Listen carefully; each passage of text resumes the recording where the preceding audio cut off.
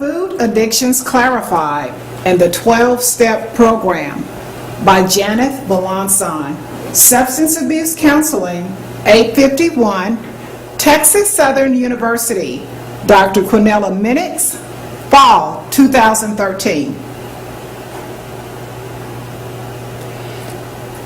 I am fascinated to present information on a topic to those who share an eating disorder with me, because I was convinced that I had become a food addict. Let me begin my research, my presentation, by defining food addiction. Food addiction is a disease which causes loss of control over the ability to stop eating certain foods. The reason I believed I had become an addict was because of the number of failed attempts in dieting. I tried Weight Watchers, Quick Weight Loss, Slim Fast, Atkins, the Mayo Clinic diet, the Cabbage diet, a holistic approach, my MyFitnessPal app, the blood sugar solution, and even a nutritionist. All was to no avail. I continue to gain the weight back that I had previously lost. Listed, I have characteristics of a food addict according to the Food Addiction Institute. A food addict responds to cravings created by the physical quality of the food itself. Food addicts lose control when food ignites the reward pathway to the limbic brain. Food addicts must stop drugs that is creating the loop of addictive eating, such as sugar, salt, and refined starches. Treatment for food addicts includes abstinence from triggering foods, peer support, and therapy.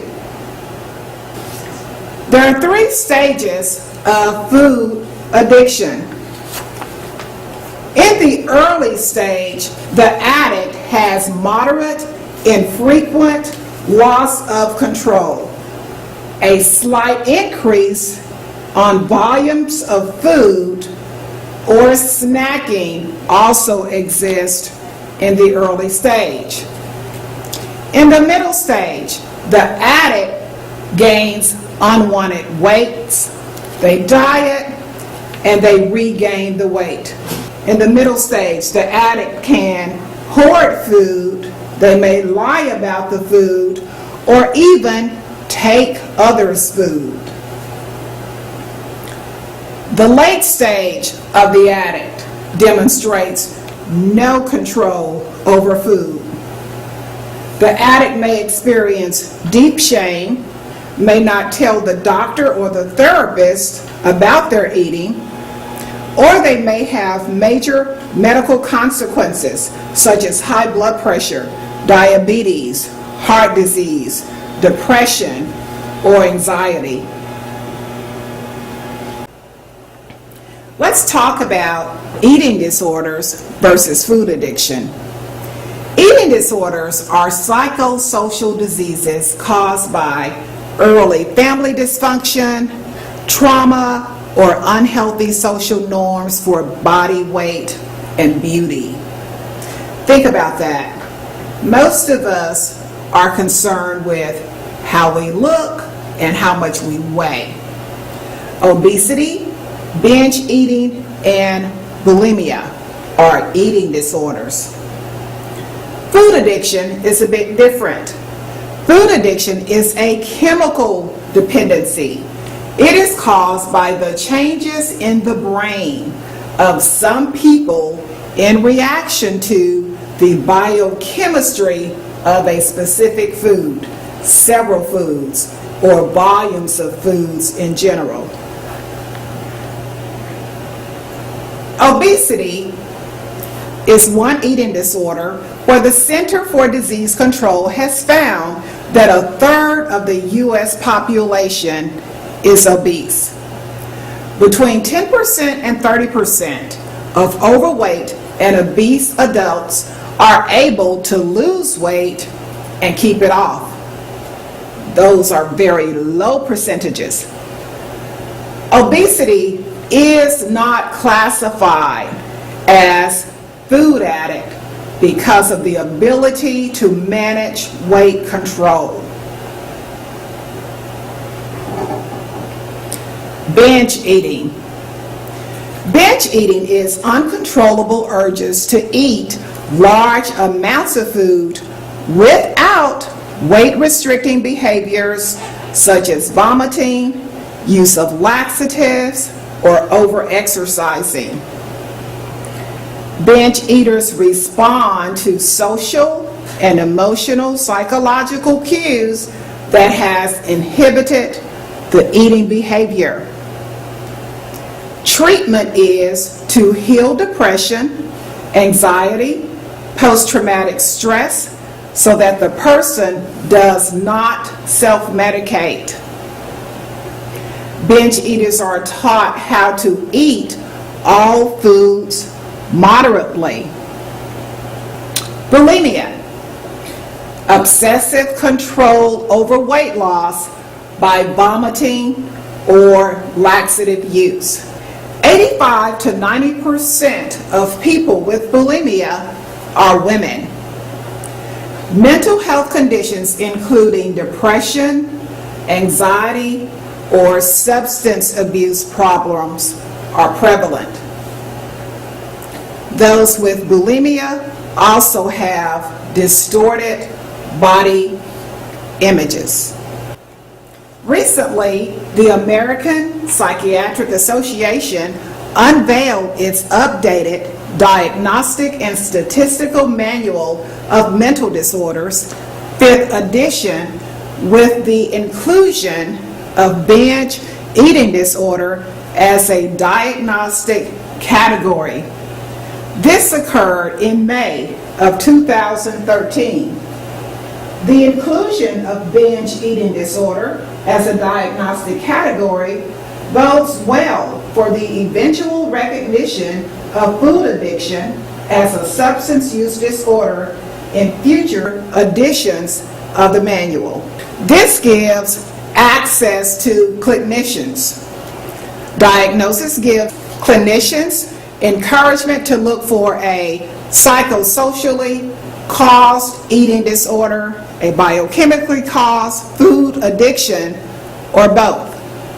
This gives health insurance for traditional addictive model treatment, including abstinence, mindfulness training, medication, and preparation for the 12-step type aftercare coverage. The DSM-5 lists current episodes of binge eating. Recurrent episodes of binge eating, in which binge eating is defined as eating in a discrete period of time, say within a 2-hour period, an amount of food that is definitely larger than what most people would eat in a similar period of time under similar circumstances. Another episode is a sense of lack of control over eating during the episode, which results in a feeling that one cannot stop eating or control what or how much one is eating. Marked distress regarding binge eating. The binging occurring at least once a week for 3 months. The binge eating is not associated with the recurrent use of inappropriate compensatory behavior, as in bulimia nervosa, and does not occur exclusively during the course of bulimia nervosa or anorexia nervosa. The DSM-5 stipulates 3 of the following occurrences: eating much more than normal, eating until feeling uncomfortably full, eating large amounts of food when not physically hungry, eating alone because of feeling of embarrassment by how much one is eating, or feeling disgusted with oneself, depressed, or very guilty after one has eaten. 3 of these occurrences stipulate that a person may have bulimia. Because the Diagnostic Statistical Manual now recognizes eating disorder, other good news is that the Food Addiction Institute recommends the 12-step aftercare program as a type of treatment. Originally proposed by Alcoholics Anonymous as a method of recovery from alcoholism in 1939, the 12-step program is a set of guiding principles outlining a course of action for recovery from addiction, compulsion, or other behavioral problems through abstinence. To date, there are more than 34 12-step programs geared towards addressing alcoholics, gambling, clutter, sex, and etc., all based on the original AA programs for substance abuse. It is the most preferred program, with cognitive behavior therapy favoring second. Over 200 self-help organizations incorporate 12 steps to overcoming dependent behavior.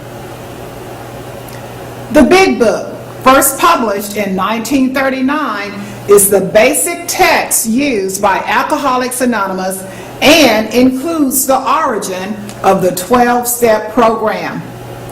The same 12 steps are also used for other dependencies as well as food addictions. Overeaters Anonymous uses the same 12 steps as Alcohol Anonymous. The first 3 steps, we admit that we are powerless over, in this particular case, food, that our lives have become unmanageable.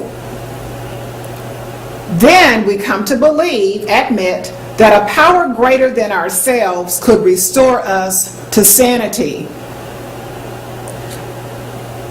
Our third confession is to make a decision to turn our will and our lives over to the care of God, or your personal higher power, as we understood Him.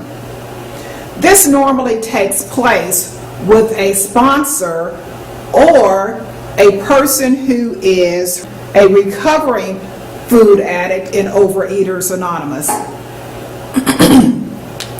The fourth step is to make a searching and fearless moral inventory of ourselves. We admit to God and to ourselves and to another human being, which is your sponsor, being the exact nature of our wrongs. We admit to God, to ourselves, and to another human being the exact nature of our wrongs. After we have admitted our wrongs, we're entirely ready to have God remove all these defects of character and humbly ask Him to remove our shortcomings. Next, we make a list of all persons we have harmed and become willing to make amends to them all. We make direct amends to such people wherever possible, except when to do so would injure them or others. We continue at that point, once those amends are made, to take personal inventory on a daily basis. And when we were wrong, we promptly admit to it. The last of the 12 steps which is the most important, is through prayer and meditation, we improve our conscious contact with God as we understood Him, praying only for knowledge of His will for us and the power to carry that out. The process of the 12 steps.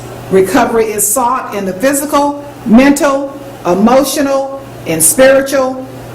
It replaces self-centeredness with moral consciousness. It develops a spiritual awakening within oneself. We are able to admit our problems, and it is also important that we attend those meetings for support. The 12-step program is known to have the longest period of abstinence from controlled substance than any other, largely due to the step 12. Having had a spiritual awakening as the result of these steps, we try to carry this message to compulsive overeaters and to practice these principles in all of our affairs. So, am I a food addict?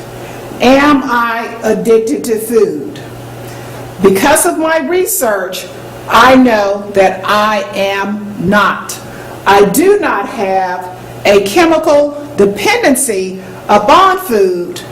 However, I have recognized an eating disorder, stage 1, exists. This concludes my presentation on food addictions and eating disorders. Food addictions clarified. I hope your eating disorder has been clarified by Janeth Melancon.